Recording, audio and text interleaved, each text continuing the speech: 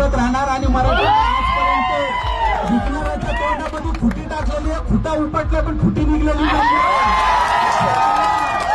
माझी विनंती आहे मीडियाला, मीडिया आम्हाला दाखवतीये मायबाप आहात तुम्ही देशाचा दुसरा तिसरा स्तंभ आहात. बाबांनो तुम्ही आमचं दाखवा.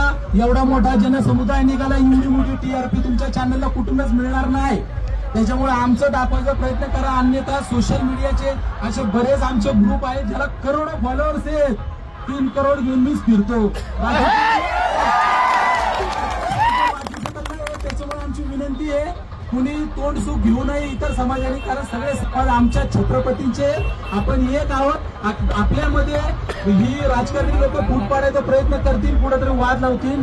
तोंड सुख घेऊ नका कुणावरती. आपल्याला कुणाला वाईट बोलायचं नाहीये.